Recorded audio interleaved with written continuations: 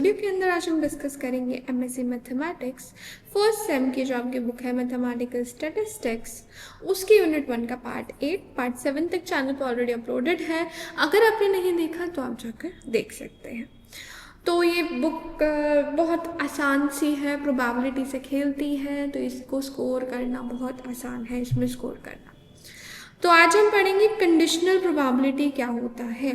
तो समझिए conditional probability मतलब हम आम प्रोबेबिलिटी पे एक कंडीशन लगा रहे हैं, एक रिस्ट्रिक्शन लगा रहे हैं, और यहाँ पर हम उसी रिस्ट्रिक्शन उसी कंडीशन की बात कर रहे हैं। फॉर एग्जाम्पल, अगर मैंने 3 कॉइन टॉस करे, पहले हम एग्जाम्पल लेते हैं फिर हम डेफिनेशन को समझेंगे। ठीक है, हमने एक एक्सपेरिमेंट करा जिसमें हमने 3 कॉइन टॉस करे। अब 3 कॉइन टॉस करने का जो सैम्पल स्पेस हमारे पास तैयार होता है वो होता है ये head head head head head tail tail, इसी तरह होता है ना, head tail head head tail tail, फिर tail head head tail head tail tail tail head and tail tail tail. ठीक है, तो ये हमारे 8 एलिमेंट्स होते हैं हमारे सैम्पल स्पेस के अंदर जो आते हैं। ठीक है, सैम्पल स्पेस होता क्या है, जहाँ हम अपने सभी पॉसिबल इवेंट्स का कलेक्शन रखते हैं। तो हमने एक रैंडम एक्सपेरिमेंट लिया और हम उसमें उस एक्सपेरिमेंट में बात कर रहे हैं 3 कॉइन को टॉस करने की। अब हम प्रोबेबिलिटी निकालना चाहते हैं ऑफ गेटिंग 3 हेड्स, 3 हेड आने की probability, given that at least 2 heads already occur. 2 head में पता है कि आ रहे हैं, तो एटलीस्ट 2 हेड में आपके कौन कौन से इवेंट्स आ जाते हैं, एक ये एक ये एक ये, जिसमें कम से कम 2 हेड हो, 2 से ज़्यादा भी चल सकते हैं। ठीक है, तो आपके पास सिर्फ और सिर्फ 4 आउटकम्स आए, जिसके अंदर आपने देखा कि 3 हेड आने की प्रोबेबिलिटी एक बार है, तो आंसर इज 1/4। समझ आया या नहीं? मतलब इसमें जो आपका total elements in the sample space है वो आप पूरे के पूरे 8 ना होके आपके वो होंगे जो सिचुएशन आपको गिवन है।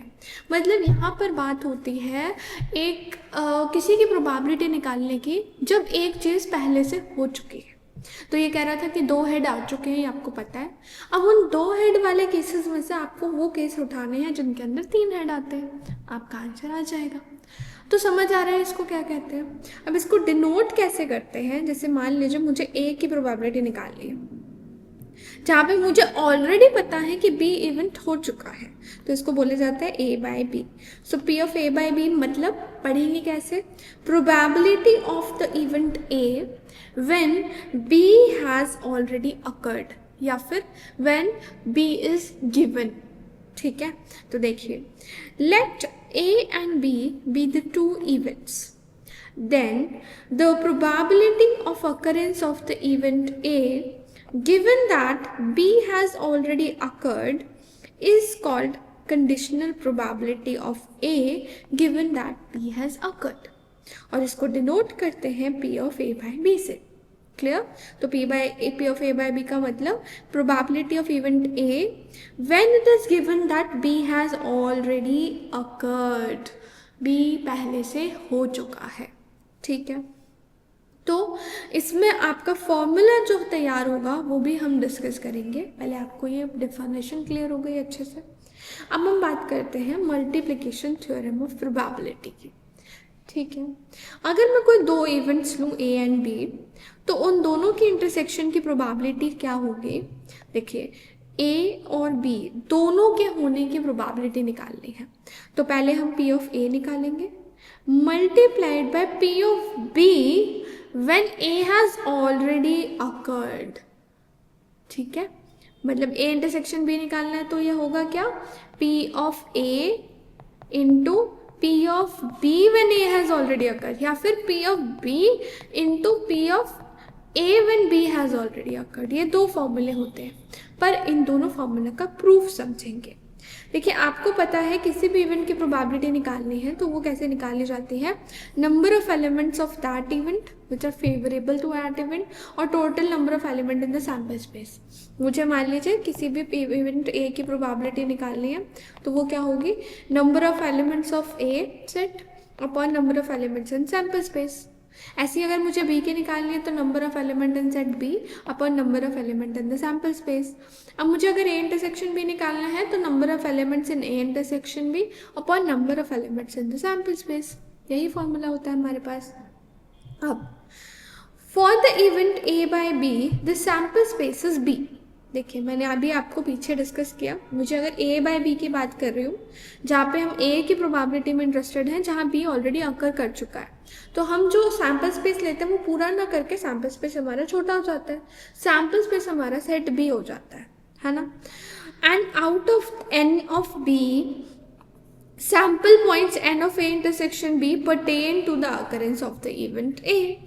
अब बी के अंदर कौन से एलिमेंट होंगे जो ए में भी आते होंगे, जो कि ए इंटरसेक्शन बी वाले होंगे, कोई डाउट है इसमें? तो इसीलिए P of A by B आपका बन गया N of A intersection B upon N of B.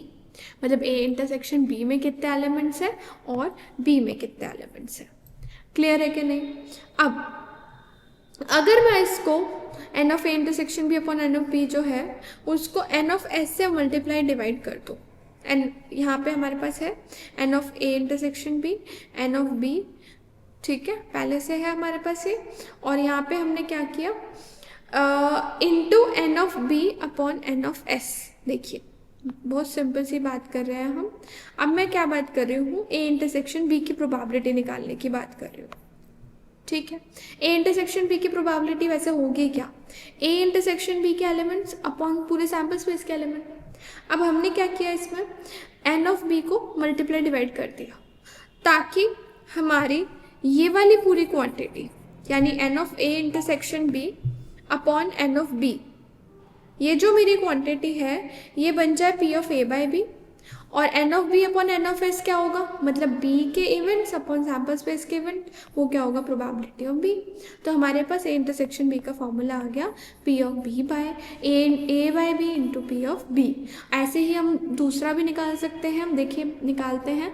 मैं P of A intersection B को लिख सकती हूँ N of A intersection B upon N of S, फिर हम एन ऑफ ए से मल्टीप्लाई डिवाइड कर देते हैं।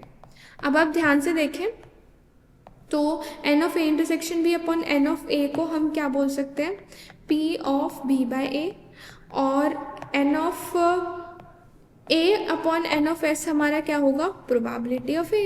तो सिंपल हमारे पास क्या आ गई, probability of A intersection B आ गई B by A into P of ए।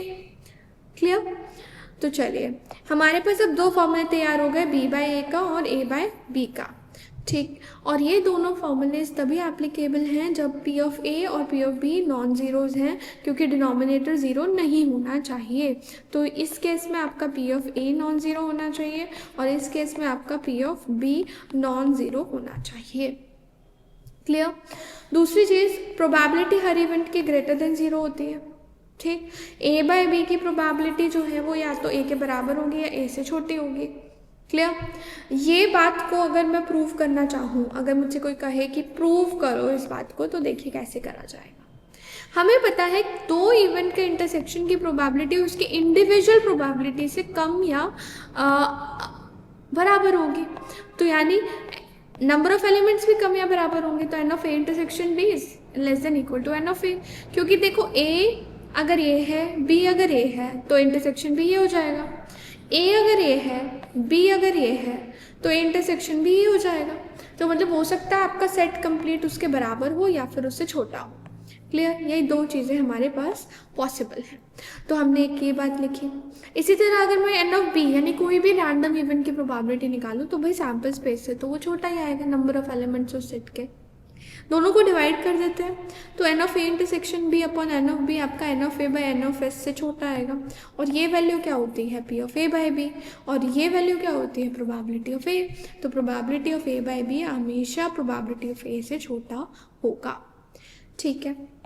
अच्छा, अब अगर मैं probability of B by B निकालना चाहूँ तो फॉर्मूले के अकॉर्डिंग वो होगा P of B intersection B upon P of B. अब b का b के साथ इंटरसेक्शन इज b ओनली, तो p of b अपॉन p of b which is equals to 1.